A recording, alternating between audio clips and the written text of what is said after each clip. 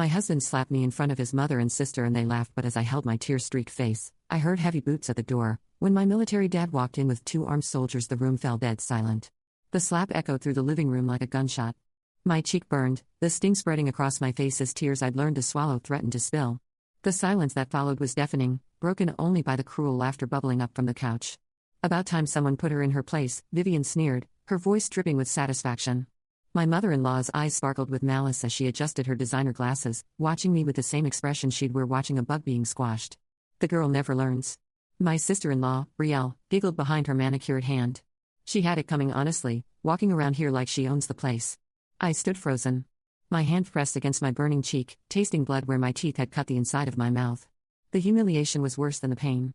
3 years of this, 3 years of being their punching bag, their entertainment, their outlet for every cruel impulse. My husband, Trevor, flexed his fingers as if shaking off the impact. His face showed no remorse, only the satisfied look of a man who just reminded everyone who was in charge. "Maybe now you'll think twice before embarrassing me in front of my colleagues," he said, straightening his tie with casual indifference. "Your little outburst at dinner tonight was unacceptable. Mia, completely unacceptable." My outburst. I'd simply asked him not to speak over me when his boss's wife had been asking about my nursing degree. That was it. That was my crime.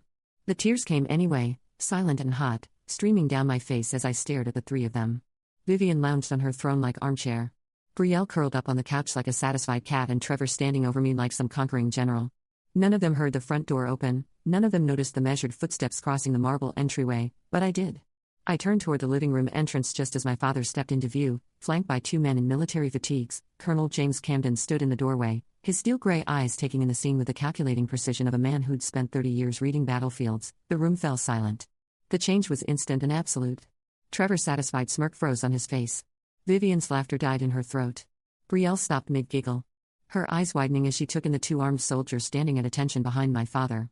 Dad's gaze moved slowly from my tear-streaked face to my reddening cheek, then to Trevor's still-raised hand. His expression didn't change, but something shifted in the air, something that made even the house itself seem to hold its breath when he finally spoke. His voice was quiet, controlled, and more terrifying than any shout could ever be. "Gentlemen," he said to his companions, never taking his eyes off.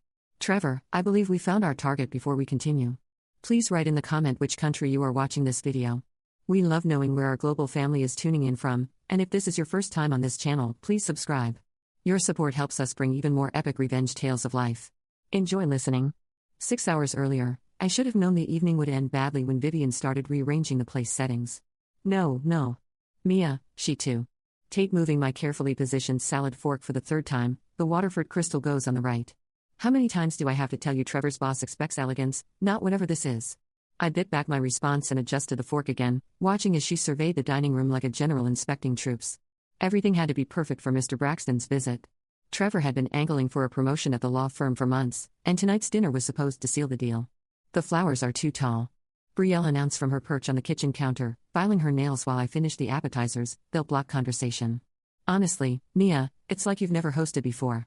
"I haven't," I wanted to say, "because you never let me, but I'd learned to keep my mouth shut. 3 years of marriage had taught me that much." Trevor appeared in the kitchen doorway, adjusting his cufflinks with that self-important air he'd perfected since making junior partner. He looked good in his tailored suit. He always did. That's what had drawn me to him in the first place, back when I was young and stupid enough to believe that charm and good looks meant something.